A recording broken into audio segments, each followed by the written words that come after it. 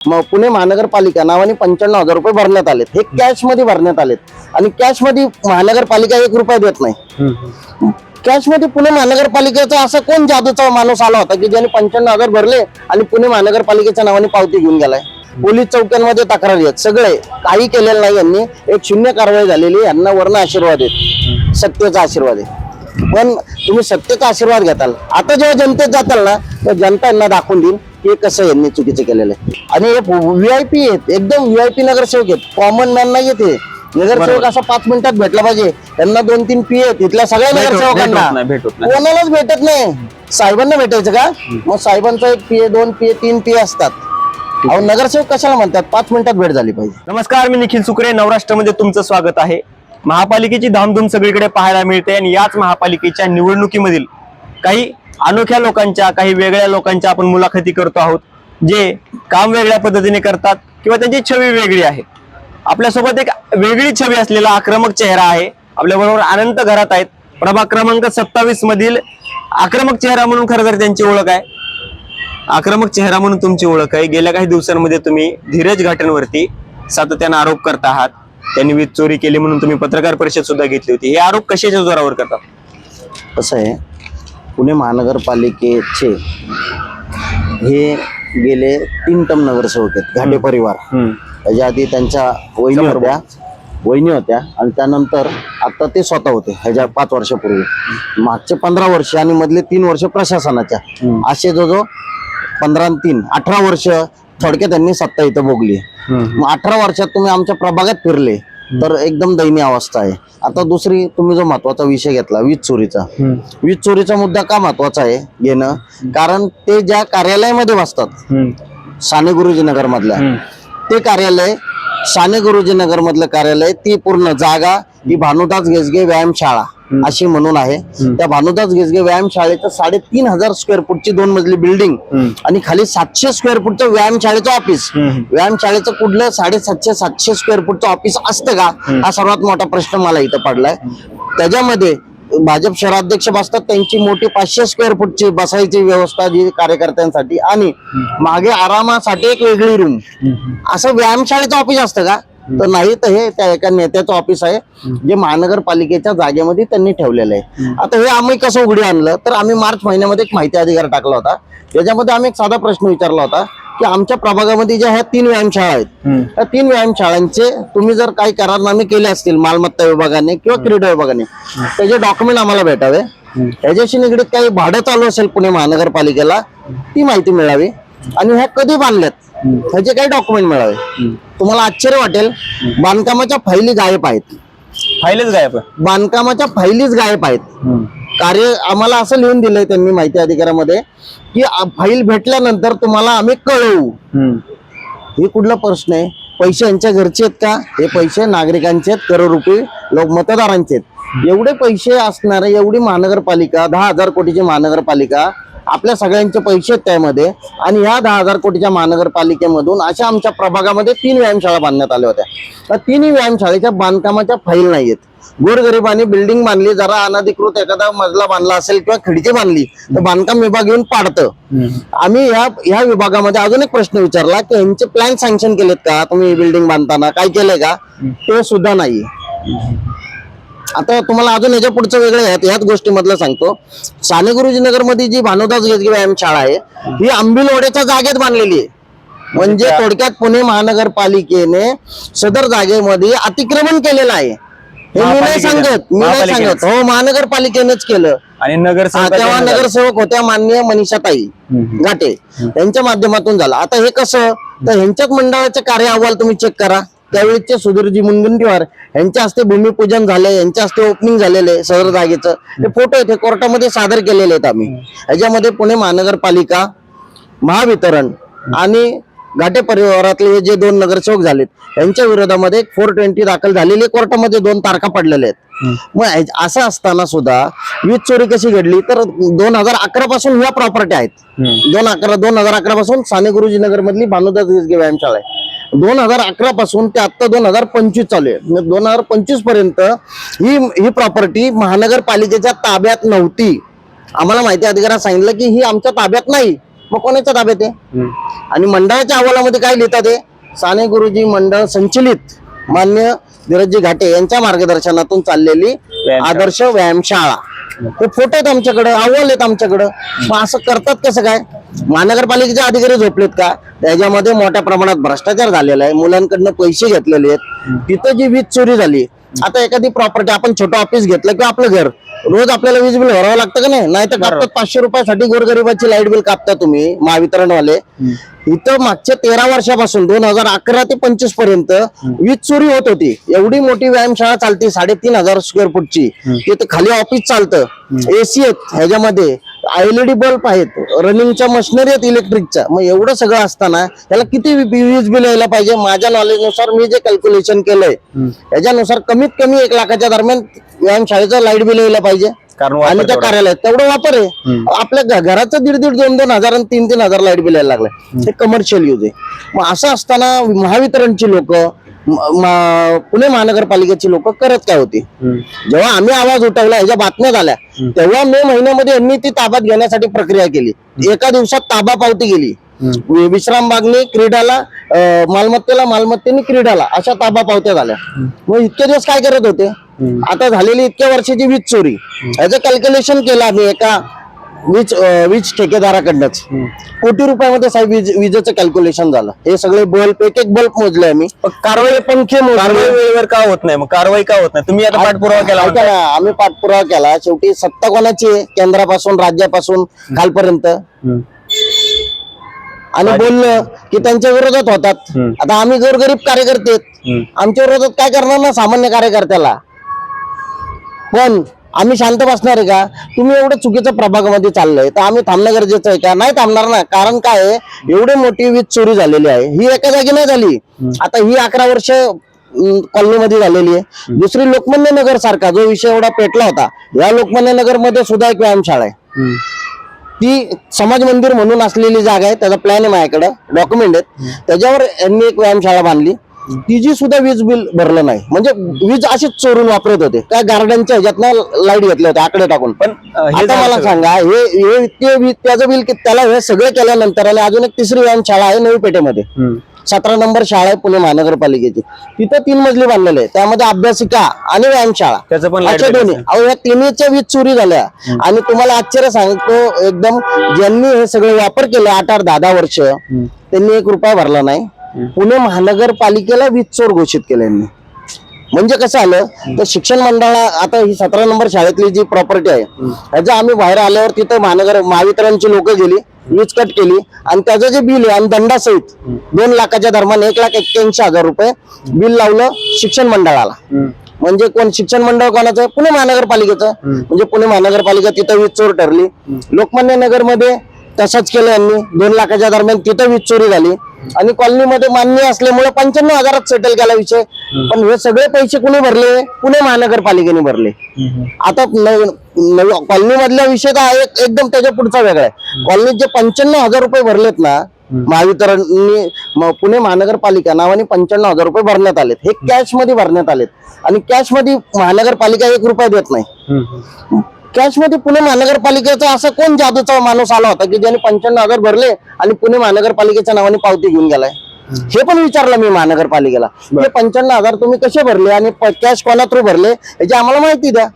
त्यांनी म्हटले आम्ही हे पैसेच भरले नाही. मग कोण आला होता मिस्टर इंडिया घड्याळ घालून हे पैसे भरायला? भरले माहितच नाही. असं महानगरपालिकेला माहिती नाही. आम्हाला सगळ्यांना माहितीये ना, या प्रभागातल्या प्रत्येक नागरिकाला माहिती, अख्ख्या पुणे शहराला माहिती. कुणी भरले? काय कोणी भरले? कोण वापरतंय? आरोप झालेत, पेपरच्या बातम्या आहेत. दरवेळेस मीच काय बोलायचं? जनता बोलणार यावेळेस मतरूपी. या प्रभागामध्ये तुम्ही बोलताय आता, पण तुमच्यावरती असा आरोप करतायत की तुम्ही निवडणूक आली म्हणून बोलताय. निवडणूक कधी डिक्लेअर झाली? निवडणूक डिक्लेअर झाली जून महिन्यामध्ये. लक्षात घ्या, तुम्ही सगळ्या तारखा मागा. निवडणूक डिक्लेअर झाली जून महिन्यामध्ये. आम्ही हा विषयाचा फॉलोअप घेतोय. नागरिक आहे, मतदार आहे, करदाता आहे. विरोधी पक्षात काम करतो या भागामध्ये मी. शिवसेना म्हणून उद्धव बाळासाहेब ठाकरे, काँग्रेस, आम्ही सगळे एकत्र आहोत. विरोधी पक्षांनी प्रत्येक विषयावर लक्ष ठेवणं गरजेचं आहे ना. प्रभागात जे चाललंय बरोबर. हेच आम्ही असतो सत्तेमध्ये तर ह्यांनी रान उठवलं असतं.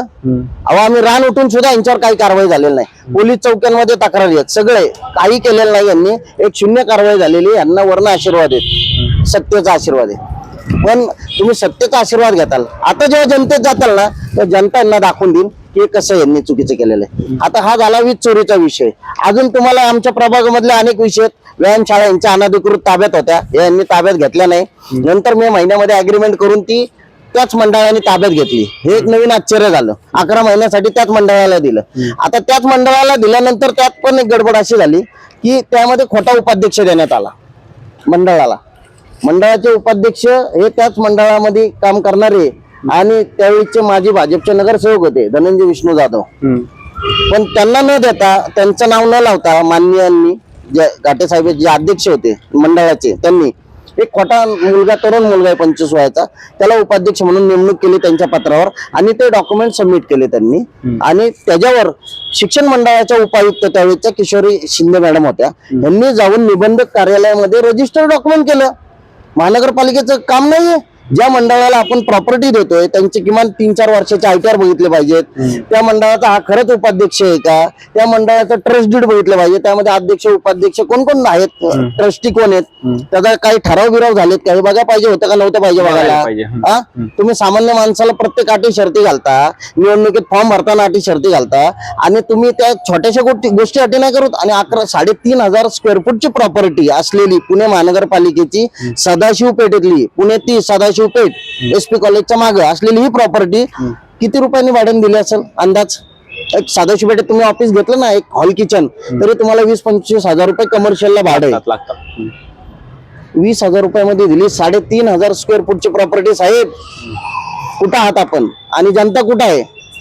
जनता आजही आमच्या प्रभागात फिरा, राजनगर मधली वस्ती भाग बघा, दांडेकर पुलाची परिस्थिती बघा, साप येतात, घुशी येतात लोकांच्या घरात, अशी लोक जगतात. तुम्ही स्वतः बघितलेले. अशी परिस्थिती असताना एवढी मेहरबानी कोणासाठी, कशासाठी? आणि सत्तेची एवढा सत्तेचा माज, एवढी पैशाची लूट कोणासाठी? यावेळेस प्रभागातली जनता यांना दाखवून देणार आहे. अजून तुम्हाला काय वाटतंय? तुम्हाला काय प्रश्न असेल ते विचारा, मी तुम्हाला प्रत्येक प्रश्नाचं उत्तर देऊ शकतो. आता तुम्ही सांगताय हे सगळं, तुम्ही आरोप करताय, तुम्ही म्हणताय तुमच्याकडे पुरावे, हे सगळं झालं, हे एका बाजूला ठेवू.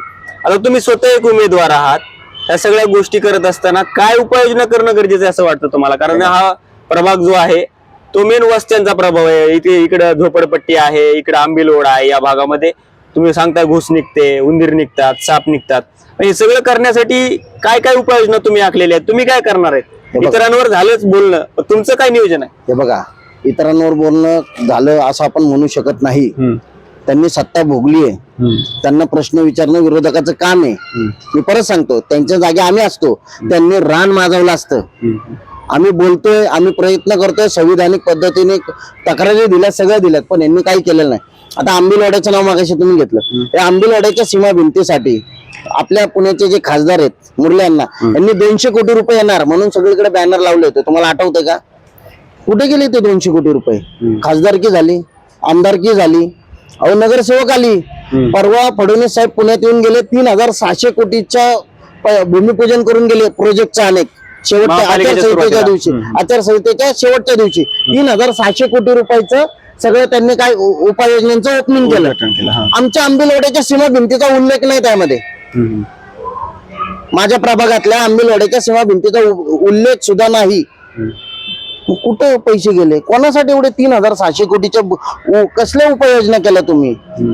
लोक वाहून जातील पुन्हा एकदा 2019ची परिस्थिती आली तर. ते म्हणजे ते गरीब जे मतदार आहेत, त्या वस्तीत राहणारे लोक आहेत. वस्तीत सोडा, तुम्हाला लक्ष्मीनारायण टॉवर नावाची सोसायटी, ती जी सीमा भिंत फुटली, तिथल्या गाड्या वाहून गेल्या. त्या सोसायटीला 90 लाख रुपये खर्च आला. सोसायटीने स्वतःचा इन्शुरन्स काढला होता म्हणून त्यांना 50-60 लाख रुपये भेटले. बाकीचे त्या लोकांनी काढले. त्यांना बाहेरनं बिस्लरीचं पाणी आणून पित होते. पार्किंग मध्ये 2 दिवस पाणी होतं, त्यांच्या गाड्या वाहून गेल्या. एवढं मोठं नुकसान त्यांचं झालं. महानगरपालिकेने अजूनही तिथं सीमा भिंत बांधलेलं नाहीये. आंबीलवाड्यामध्ये खोलीकरणाची कामं केली जातात, मे महिन्यामध्ये स्वच्छतेची कामं केली जातात, नाला साफसफाईची कामं केली जातात. तुम्हाला मी आता पण त्या जागेवर घेऊन जातो. 1 कोटीचं टेंडर काढले आंबीलोडा आणि कसब्यातील नाल्यांची निगडीत 1 कोटीचं टेंडर काढलंय आमच्या त्या भागातला. जो स्पॉट मी परत एकदा नाव घेतो, लक्ष्मीनारायण टॉवर च्या मागचा स्नेहनगर मधला, त्या स्पॉटला आजही राडा रोडा घाण तशीच आहे. मी त्याच्या तक्रारी केलेल्या आहेत, टेंडर काढून फस्त झालेली आहेत. इथले जे लोक आहेत ना, हे नगरसेवक नाहीत, इथले नगरसेवक हे ठेकेदार आहेत असंच आता आम्हाला म्हणावं लागेल. कारण नगरसेवक असते तर विरोधकांनी एखादा विषय घेतल्यावर लगेच त्याच्यावर उपाययोजना व्हायला पाहिजे होत्या. उपाययोजना झाल्या नाही, अधिकारी काम करत नाही, म्हणजे अधिकाऱ्यांवर कोणाचा तरी प्रेशर आहे, ते दबाव खालीत, हे यातनं दिसून येते. बर, आता तुम्ही काँग्रेस आणि शिवसेना युती आहे तुमची, इथे तुमचे 4 उमेदवार आहेत. भाजपचे उमेदवार म्हणतात आम्ही सरस आहोत, आम्ही झोपडपट्ट्यांमध्ये पुनर्वसनासाठी काम केलेलं आहे. आताचा जाहीरनामा जर भाजपचा बघितला, याच्यामध्ये त्यांनी 50,000 लोकांना घरं देण्याचं सगळं हे केलेलं आहे, उपाययोजना मोठ्या प्रमाणामध्ये दिल्या. त्यांचा जर बघितला आता मॅनिफेस्टो, याच्यामध्ये बऱ्याच मोठ्या उपाययोजनांची खरं तर नमूद करण्यात आलेलं आहे. आपल्या अनुसरणानुसार आपण काय उपाययोजना करणार आहोत, आपण काय करणार आहोत, आणि त्यांच्या जाहीरनाम्याबद्दल तुमचं काय मत आहे? हे बघा, त्यांचे जाहीरनामे फक्त बोलण्यापुरते असतात. आता याच प्रभागातलं तुम्ही झोपडपट्ट्यांचा विषय, मी परत येतो त्या विषयावर. आंबीलवड्याची झोपडपट्टीच्या निगडीत SRAचा जेव्हा प्रोजेक्ट झाला तेव्हा तेव्हाच्या विकासकाला राजकीय आशीर्वाद होता आणि त्यांनी जी ताकद लावली, वटपौर्णिमेच्या दिवशी सकाळी JCB 200 मुलं ज्यांना अशा रेबिन बांधल्या होत्या, काळ्या रेबिन, म्हणजे नागरिकांमध्ये जरी तो मुलगा गेला तरी तो मुलगा ओळखू यावा. पोलीस 500च्या वर पोलीस, माझ्याकडे व्हिडिओ आहेत सगळे. एवढं सगळे घेऊन सकाळी 6 वाजता फौज फाटा नागरिकांच्या घरी घुसला. त्यांचे टीव्ही फ्रीज न काढता तसे JCB काढण्यात आले. लोकांचं नुकसान झालं. लोकांना झोपडपट्टी मुक्त करायच्या नादामध्ये लोकांवर अतिक्रमण करण्याचं काम त्यावेळेस पुणे महानगरपालिकेने केलं. तेव्हा पण हे मान्य हाताची घडी घालून साईडला थांबले होते. का नाही पुढे आले? तुम्ही चेक करा तेव्हाचे व्हिडिओ, तेव्हाचे स्टेटमेंट चेक करा. का नाही आले पुढं? का भिडले ना? तुम्हाला त्याच लोकांनी निवडून दिले ना.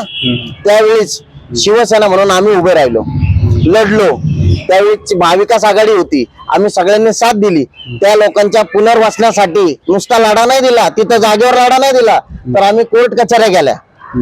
तिथल्या स्थानिकांना तुम्हाला बोलायचं असेल तर त्यांच्यापाशी तुम्हाला घेऊन जातो मी. ती लोक लढली. लढल्यानंतर कोर्टामध्ये गेलो आम्ही. कोर्टातनं त्या लोकांना न्याय भेटला. आज 200च्या वर जी जसं रोड वायडिंग असतं ना, तसं नाला वायडिंग नावाचा नवीन प्रकार आणला होता. म्हणजे नाला सरळ करायचा आहे.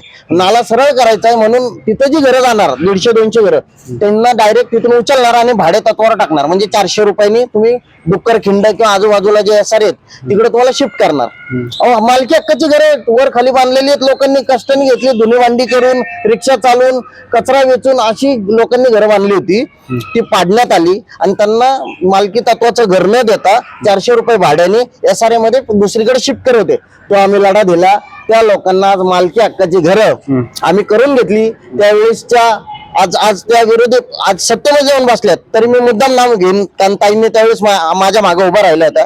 मान्य नीलमताई गोरे त्या त्यावेळेस आल्या, त्या थांबल्या.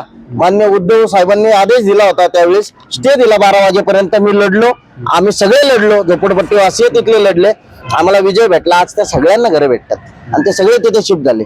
आणि मान्य म्हणतात की काय मी केलं का? मग त्यावेळेच्या व्हिडिओ मी जर दिल्या तर मान्य हाताची घडी तोंडावर बोट घालून थांबले होते आणि महापौर स्विच ऑफ करून बसले होते. महापौर म्हणजे कोण? जे आताचे खासदार आहेत ते त्यावेळेस महापौर होते, आयुक्त सगळे स्विच ऑफ करून बसले. 3 वाजता मीडियाने प्रश्न विचारले, अहो कुठे तुम्ही, का उत्तर देत नाही? तर ही महानगरपालिकेची कारवाई नाही असं त्यावेळेच्या आयुक्तांनी सांगितलं. मग कोणाची कारवाई होती? बाहेर देशातले लोक आलते का आपल्या इथं गोरगरिबांची घरं पाडायला? हा मोठा प्रश्न निर्माण झाला. आता सांगा मग झोपडपट्टी वासियांचे यांनी काय त्यांच्या मॅनिफेस्टोमध्ये काय लिहिलंय ते वेगळं आणि हे वेगळं. ते आरसा दाखवतात, बाकी काही करत नाही. सगळं सब झूट का बोलबाला आहे. जे आहे ते सामान्य नागरिकाला माहितीये, त्या मतदारांना माहितीये. ज्यांनी सहन केलं वटपौर्णिमेला, ज्या आया बहिणींना ओढून नेलं, त्यांना माहितीये की त्यांच्यावर त्यावेळेस अत्याचार झाला आणि त्यावेळेस त्यांच्यासाठी कोण उभं राहिलं हे त्या लोकांना माहितीये. तुम्ही त्यांच्याशी संवाद साधला तर ते सांगतील. त्यामुळे मतदारच यावेळेस या प्रभागामध्ये बदल घडवल. हे फक्त आणि हे VIP आहेत, एकदम VIP नगरसेवक आहेत, कॉमन मॅन नाही आहेत. हे नगरसेवक असा 5 मिनिटात भेटला पाहिजे. त्यांना 2-3 PA आहेत तिथल्या सगळ्या नगरसेवकांना, कोणालाच भेटत नाही. साहेबांना भेटायचं का? मग साहेबांचा 1 PA 2 PA 3 PA असतात. अहो नगरसेवक कशाला म्हणतात? 5 मिनिटात भेट झाली पाहिजे. बघायला गेलं तर तुम्ही हे सगळं बोलत आहात, परंतु तुम्ही काय करणार आहात हे सांगितलं नाही आम्हाला. जरा बघा, लोकांना कळू तुम्हाला द्या की मी तुम्ही पहिलं काय आमच्या करणार. प्रभागातील तुम्हाला सगळे विषय सांगतो, थोडक्यात सांगतो. आता मी इतक्या वेळ मी बरंच सांगितलं, मी थोडक्यात तुम्हाला 2-4 विषय आहेत जे पेंडिंग आहेत ते सांगतो. मग आम्ही काय करणार ते पण सांगतो. आमच्या प्रभागामध्ये अलका टॉकीजच्या समोर मातंग समाजाची 150 ते 200 वर्ष जुनी घर आहेत. तिथे महानगरपालिकेने पार्किंगचं आरक्षण टाकले. त्या लोकांवर गदा आणली. त्या लोकांच्या साठी पण त्यावेळीचे भाजपचे हेच नगरसेवक या सगळ्यांनी आणि तेव्हाच्या आमदारांनी, इथं 30-40 वर्षाला भाजपचा आमदार आहे, म्हणजे फक्त दंगेकर आले थोड्या पुरते, पण परत भाजपचाच आमदार आहे काय, आणि नगरसेवक पण भाजपचे आणि तिथले कार्यकर्ते भाजपचे होते. हे सगळ्यांनी जाऊन मोठा मोर्चा काढला तरी आरक्षण हटलं नाही. आता पुढची गंमत अशी झाली आहे, महानगरपालिकेची जागा आरक्षित आहे पार्किंगची, आणि शेजारी एक विकासकाने जागा घेतली आणि हे दोन्हीचं जॉईंट व्हेंचर केलं पुणे महानगरपालिकेने आणि विकासकांनी. कसं केलं मला माहिती नाही. आणि प्लॅन सँक्शन केलाय आणि तळघरामध्ये ऐका ना, तळघरामध्ये महानगरपालिकेचं पार्किंग आणि वरती कमर्शियल कॉम्प्लेक्स. मला सांगा, टिळक रोडला तुम्ही गणपती बघायला आले, तुम्हाला कसं कळणार हो ह्या मॉलमध्ये पार्किंग मध्ये पुणे महानगरपालिकेचं पार्किंग आहे? कळणारच नाही ना. तो मॉलवाला तो स्वतःसाठी ते वापरणार, पण ती जागा कोणाची आहे? तर पुणे महानगरपालिकेची, म्हणजे तुमची माझी. अशा प्रकारे टिळक रोडचं प्राईम लोकेशनचा प्लॉट यांनी जो पार्किंगचं आरक्षण होतं तिथं पार्किंग बांधलं पाहिजे. 10,000 कोटीची महानगरपालिका आहे. आपण काय करणार आहोत त्या जागी? आता यासाठी आम्ही लढा देणार आहे. तुम्ही आम्हाला महाविकास आघाडी म्हणून आमचे जे काँग्रेस आणि शिवसेनेचे उमेदवार आहे यांना निवडून द्या. या आरक्षणाविरोधात मी स्वतः महानगरपालिकेमध्ये बसणार. प्रशासनावर काय पकड आहे अजून काय प्रशासनाला माहिती आहे. दुसरा विषय तुम्हाला सांगतो, राजेंद्रनगरचा एसआरएचा विषय. तुम्ही तिथं जावा, डुक्कर फिरतात, पाण्याच्या टाकीमध्ये घाण पडलेली असते, अशी लोक पाणी पितात. लिफ्ट बंद आहेत, लोक आजारी आहेत, काही लोक हातपाय काहींचे हे झालेले आहेत, जर्जर झालेले आहेत, काही म्हातारे लोक आहेत, वरून खाली यायला नाही, 10 मजली बिल्डिंग आहेत, लिफ्ट सुद्धा नाही, पाण्याची सुविधा नाही, अशा व्यवस्था आहेत. अशा विषयामध्ये आम्ही नक्की मदत करणार.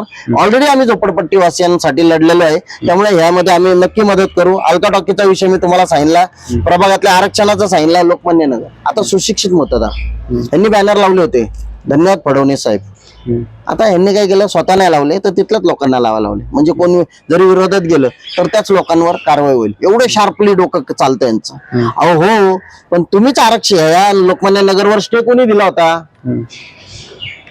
मुख्यमंत्र्यांच्या पत्रावर, आमदारांच्या पत्रावर स्टे झाला होता. स्टे घेतल्यानंतर स्टे उठला कोण? हायकोर्टातनं स्टे उठलाय. लढले लोकमान्य नगरवासी, त्यांच्या सोबत आम्ही होतो. स्वतः आदित्यजी ठाकरे आले होते तिथं, आणि आदित्यजींचा धसका घेऊनच आणि कोर्टाचा न्यायालयाने दिलेला दणका याच्यावर हा स्टे उठला. आणि बॅनर काय लावलेत? मान्य देवेंद्रजींच्या आशीर्वादाने स्टे उठला. असं कसं, किती खोटं बोलायचं? लोकमान्य नगरला आता आम्ही फिरतोय, सगळेजण लोक म्हणतात यावेळेस आम्ही बदल घडवणार. ह्यांनी आम्हाला गृहीत धरलं होतं सुशिक्षित मतदारांना, पण यावेळेस आम्ही यांना यांची जागा दाखवून देणार. आमची प्रभाग 27 ची निवडणूक ही जशी दंगेकरांची कशी लोकांनी हातात घेतली होती, तशी ही निवडणूक लोकांनी हातात घेतलेली आहे. आम्ही प्रचार नाही ना केला तरी यावेळेस इथं काँग्रेस आणि शिवसेनेचं पॅनल निवडून येईल, हे मी तुम्हाला सांगतो. शेवटचा प्रश्न, मला अवघ्या 1 मिनिटात उत्तर हवंय. राज्यामध्ये, केंद्रामध्ये भाजपची सत्ता आहे, राज्यात भाजप केंद्रित महायुतीची सत्ता आहे, आणि तुम्ही महाविकास आघाडी म्हणून निवडणुकीला समोर जातात. काँग्रेस आणि शिवसेनेची तुमची युती जरी असली, तुम्हाला निवडून का द्यावं लोकांनी, जर त्यांना केंद्रातून आणि राज्यातून या मदत भेटत असेल तर? हे बघा, केंद्रातून आणि राज्यातून मदत जरी भेटत असेल तरी ती मदत तिथपर्यंत येते का? आम्हाला निवडून का द्यावं हे याचं कारण आहे. येते का? तर परत मी मागे जातो. 3600 कोटी रुपयाचं मुख्यमंत्र्यांनी येऊन ओपनिंग केलं, पण माझ्या आंबिलोडा वासियांच्या सुरक्षेसाठी आंबिलोड्याची सीमा भिंतत नाही. अजून तुम्हाला सांगतो, थोडा पुणे शहरातला विषय घेतो. एकता नगरीचा विषय होता. आयुक्तांनी पत्र दिलं 350 कोटी रुपये द्यावे एकता नगरीसाठी. या 3600 कोटी रुपये मध्ये कुठे ती एकता नगरी घेतली नाहीये. किती विषय सांगू तुम्हाला, यांनी लक्षात दिलं नाही. यांनी कुठे 3600 कोटी घेतले? इलेक्शनच्या आधी का याचा बोलबाला केला मला माहिती नाही, का इलेक्शन फंड गोळा केला कोणी हे मला माहिती नाही. लक्ष देणं गरजेचं. संशयाची सुई आहे या सगळ्या विषयामध्ये. हे बघा, लक्षात घ्या, लोक स्वतः आम्हाला यावेळेस उचलून धरतात. आम्ही लोकांशी संवाद साधतोय. लोक यावेळेस महाविकास आघाडीला निवडून देतील आणि या भ्रष्ट लोकांना सत्तेपासून दूर ठेवतील. हा नक्की मेसेज मी तुम्हाला सांगतोय. आणि आम्ही विकासासाठी कटिबद्ध आहोत. शिवसेना आणि काँग्रेस सांगायची गरज नाही, काँग्रेस ही लोकांच्या मनामध्ये आहे. आणि उद्धव साहेबांचं काम कोरोना काळात लोकांनी बघितलेलं आहे. कुटुंब प्रमुख म्हणून त्यांनी काम केलेलं आहे. आणि अशा कुटुंब प्रमुख उद्धव साहेबांचे आम्ही चाहते आहोत. मी एक शिवसैनिक आहे, त्यामुळे नक्की नागरिक आम्हाला साथ देतील एवढं मला माहिती आहे. आणि नागरिक निवडून देतील. आणि यांना सत्तेपासून दूर ठेवणं गरजेचं आहे, कारण यांनी लोकांना गृहीत धरलेलं आहे. आणि अशा गृहीत धरलेल्या लोकांना गृहीत धरणाऱ्या नेत्यांना लांब ठेवणं गरजेचं आहे. तरच त्यांना कळेल की आपण किती चुकीचं वागलेलो आहेत आणि यांनी काही विकास कामं केलेले नाही. आपण जिथं आता बसलोय या भागामध्ये अर्धवट डांबरीकरण केले, पुढे डांबरीकरण नाही, खड्डे तसेच आहेत. मला सांगा, इथले नागरिक म्हणत होते इथं 8 दिवसाला कचरा घ्यायला येतात लोक. नगरसेवक तर लांब, ते कचरा उचलणारे लोक आहेत ना, ती पण लक्ष देत नाहीयेत. कारण इथल्या कोट्यांवर माणसं कोणाची आहेत हे पण मला सारखं सांगायचं नाही. दरवेळेस आम्ही काय बोलायचं, लोक बोलणार वेळेस विरोधक आता बोलून थकलेत, आता लोक बोलणार. हा, नमस्कार. तर हे होते अनंत घरात. यांनी भूमिका मांडलेली की लोकांनाच परिवर्तन हवंय. त्यांनी पॉइंट काय मांडलेत, काही आरोप त्यांनी केले होते, त्याचं सुद्धा स्पष्टीकरण दिलेलं आहे. परंतु प्रभाग 27 नवी पेठ पर्वतीसाठी तुमचं काय विजन आहे, तुम्हाला कुठले प्रश्न अपेक्षित आहेत सोडवणं, आणि हे उमेदवार तुम्हाला कसे वाटतात, कमेंट करून नक्की कळवा. आणि पाहत राहा नवराष्ट्र. धन्यवाद.